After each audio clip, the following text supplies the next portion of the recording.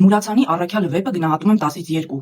Մուրացանի Նոյի ագրավ աշխատությունը գնահատում եմ 10-ից 1։ Թե պատմություն աղորինել, որ արդարացնի խավարի քարոզը, մոտավոր ներկայացնեմ։ Ուրեմն մի գյուղացի իր տղային ուղարկում է Թիֆլիս ուսման։ Ողջ ունեցվածքը ծախում է, որ ուսման վարձը մուծի։ Իր տղան հարմար տեղավորվում է Թիֆլիսում ու ամուսնանում։ Այդ փաստը ծնողներին դժբախտացնում է, ու ով մտնում է իրանց գյուղ, համոզում են, որ հանկարծ ոչ մեկ իր զավակին ուսման չտա, որովհետև իրանց տղեն իր կյանքը կարգին դասավորել է, որի համար փոխանակ ուրախ լինեն, ում տեսնում են գնում խայտարակ են անում իրանց տղային։ Անուն էլ դրել են Նոյի ագրավ։ Գնաց հետ չեկավ։ Ամենայն հարգանքով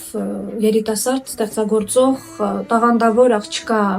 կարծիքին, որի հետ իհարկե ես համաձայն չեմ, փորձեմ ներկայացնել, թե ինչու համաձայն չեմ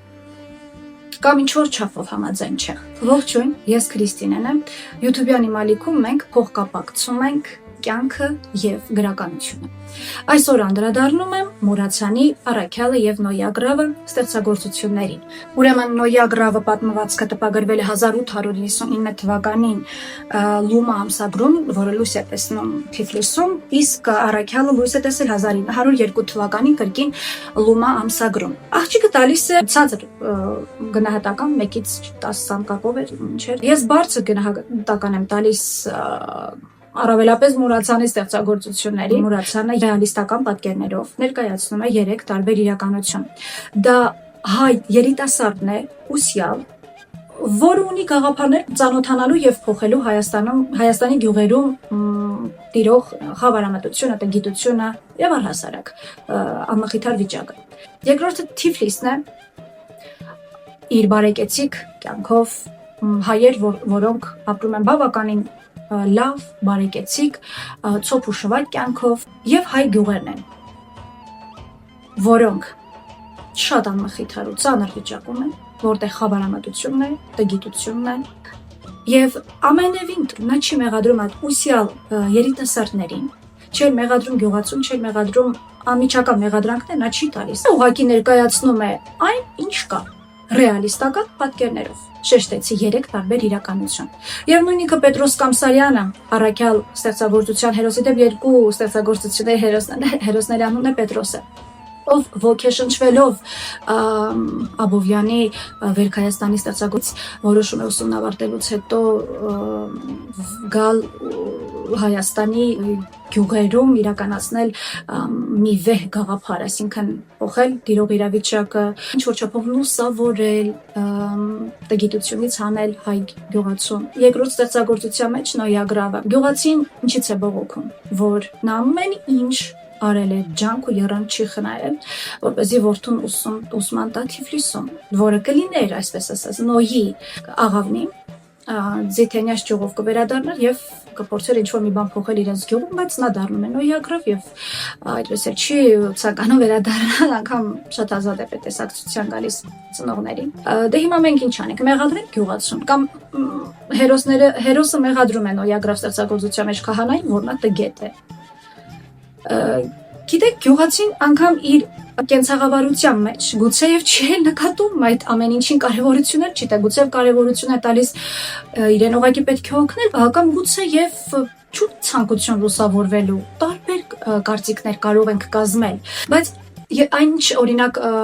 տեսել է Մուրացանը, դա էլ նկարագրել է 19-րդ դարավերջին 20-րդ դարասկզբին տիրող իրավիճակը հայ գյուղերում եւ այդ զուգահեռները 3 տարբեր իրականությունների։ Մի մեջբերում ընթերցեմ առաքյալը ստեղծագործությունից։ Եթե ժողովուրդը շարունակի մնալ անգիտության ու վախի մեջ, այն չի կարող զարգանալ։ Հիմա Պետրոս Կամսարյանը, ով որոշում է իրագործել վեհ գաղափարը, բայց գնալով իհարկե չի բուխու, իդեպ ներկայիս ծովագյուղն է, արդյոք նրա մեջ չի մտնում այդ վախը,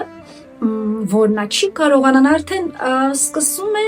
իբրև թե մեղադրել գյուղացուն, երևի որպես արդարացում, որ նրա մեջ վախերն են տիրում, որ նա համարում է ապարդյուն, որևէ բան այդտեղ չի փոխվի իբրև թե գյուղացին չի ուզում զարգանալ, չի ուզում խավարամտությունից դուրս գալ եւ այլն։ Տեսեք, պետք չէ մեղադրել ոչ ուսյալ երիտասարդներին, ոչ Թիֆլիսում բարեկեցիկ կյանքով ապրող հայերին, ոչ էլ այն գյուղացիներին, ովքեր խավարամտության հետո գիտության մեջ են։ Բայց աղջիկը տեսանյութում, որ նման կարծիք է արտահայտում, փորձեմ այսպեսի ձևակերպում անել դրա արդիվ։ Գուցե մենք զուգահեռներ ենք փորձում անցկացնել ներկայիս գյուղերի հետ եւ մեղադրում ենք գյուղացուն, որ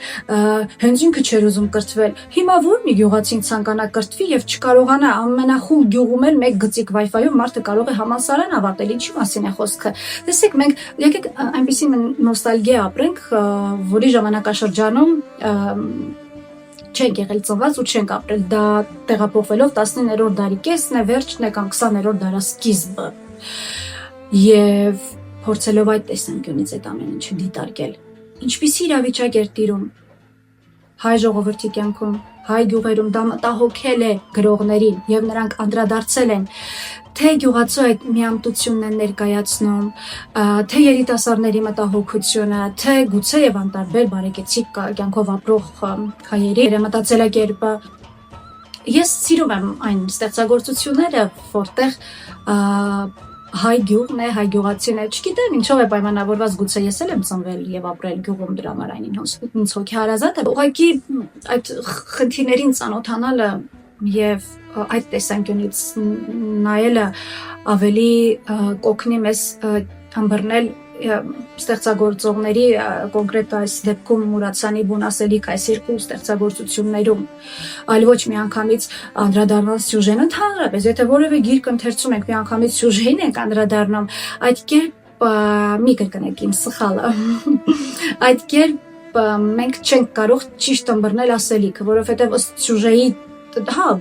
ակնկալում ենք լավ սյուժե, բնականաբար ինչ-որ ստեղծագործություն ընթերցելուց առաջ մենք մտածում ենք ինչպիսի սյուժե կլինի, գոնե ինչ-որ չափով հետաքրքիր կլանող լինի, նորմալ է այդպես մտածելը, բայց պետք չէ ֆիքսվել միայն սյուժեի վրա։ Միտքի էլ ընթերցեմ Նոյի Ագրավը ստեղծագործությունից։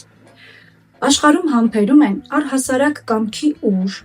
հոգվո արիություն եւ սրտի կորով ունեցողները, հետեւապես մեծ գործերն էլ ստեղծում են դրանք։ Անհամբերությունը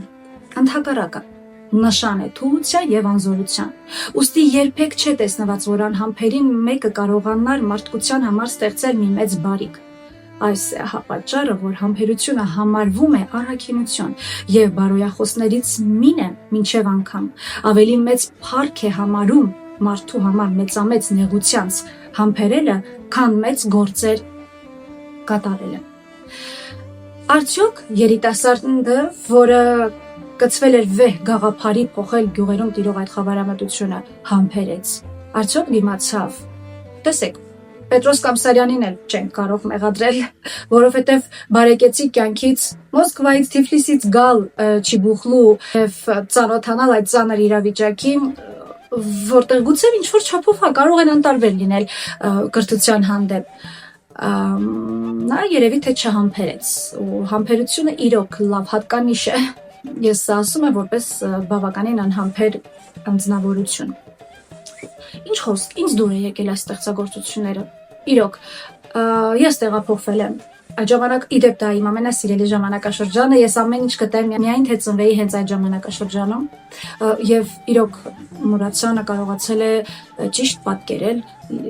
այդ 3 տարբեր իրականությունն ու ճիշտ ներբանեկատորեն անցկացնել զուգահեռներ։